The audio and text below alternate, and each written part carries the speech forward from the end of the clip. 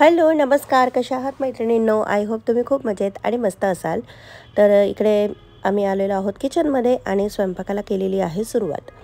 तर आज करायची आहे सर्वांची नावडती भाजी असते मोस्टली ही कारल्याची.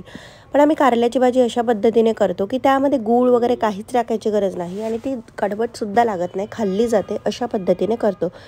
त्यासाठी कारले असे इथे आईंनी चकत्यांमध्ये कापून घेतलेले आहे आणि थोडंसं मीठ लावून ठेवलेलं आहे. अगदी खूप वेळ लावायची गरज नाही.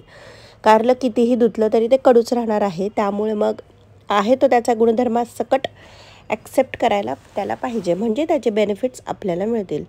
आणि इथे मुगाची डाळ थोडीशी भिजत ठेवलेली आहे, कारण आम्ही आज मुगाच्या डाळीची भाजी करणार आहोत. कधी भाजीला काही नसेल ना तर मुगाची डाळ बेस्ट. पटकन मुगाची डाळ करायची, मग ती पातळ करा, कोरडी करा आणि खायची. अशा काही भाज्या असतात ना, जसं मुगाची डाळ, वडे, बाकीची कडधान्य असतात, ती अशी कडधान्य तरी भिजवावी लागतात आणि मग करावी लागतात, वेळ लागतो. पण हे जे मठामुगाचे वडे, गव्हाचे वडे, त्यानंतर ही मुगाची डाळ, अख्खे मूग, पिठलं, दशम्या, हे असे प्रकार आहेत आपल्या आहारामधले की स्वयंपाकघरातले, म्हणजे आपण जे बनवतो पदार्थ त्यामधले, की आपल्याकडे जर भाज्या काही नसतील तर झटपट बनवायला बरे असतात.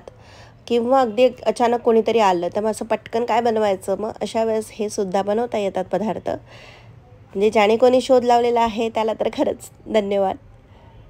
कारण पिठलं पण बघा ना किती झटपट बनतं आणि चवीला एकदम छान लागतं. चला तर इकडे फोडणी देत आहे भाजीला. तर त्यासाठी कढईमध्ये तेल, तेलामध्ये मोहरी, हिंग आणि बारीक चिरलेला लसूण आणि कांदा हे सगळं परतून घेणार आहोत.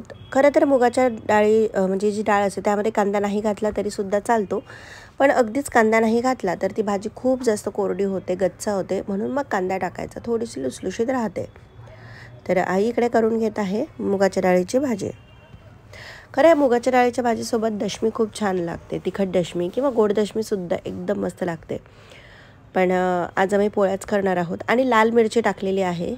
तिची चव एक वेगळीच लागते भाजीला.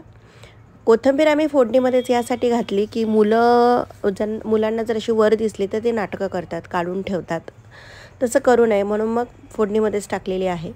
त्यानंतर त्यामध्ये अगदी कांदा खूप लाल नाही करायचा आहे, तर त्यामध्ये आम्ही घातलेलं आहे हळद, लाल तिखट आणि थोडीशी धना पावडर. आणि जी मूग डाळ भिजवलेली होती त्याचं पाणी काढून घेतलं आणि ती यामध्ये मिक्स करून घ्यायची आहे.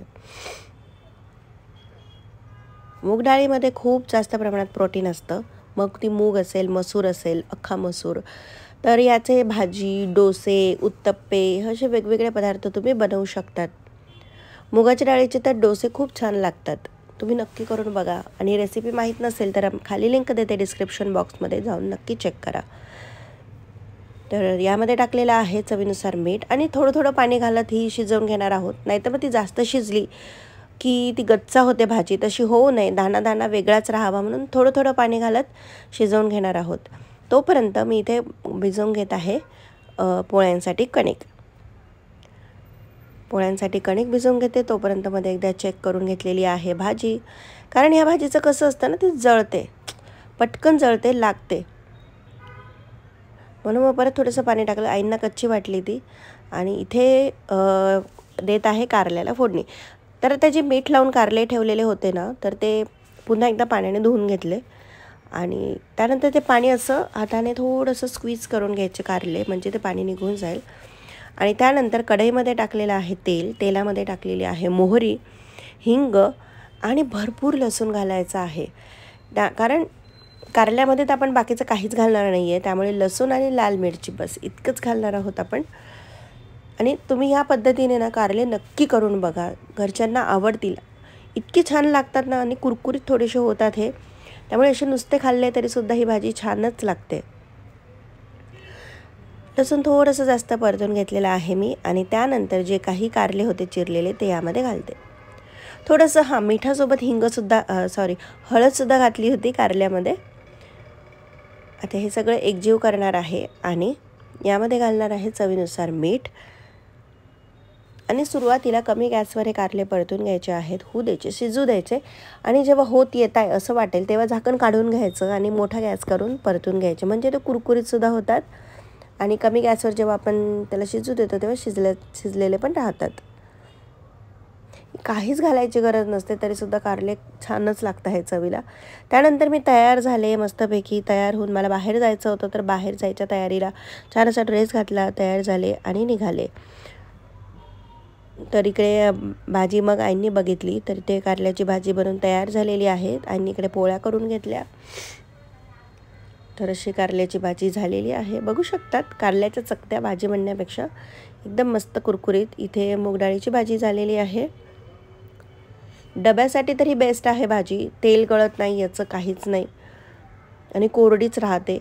तर हे आहे आमच्या जेवणाचं ताट. बनवलेलं आहे मसाला ताक, कारले, पोळी, काकडी घेतलेली आहे सॅलड म्हणून आणि थोडासा पापडाचा चुरा होता, तो केला होता.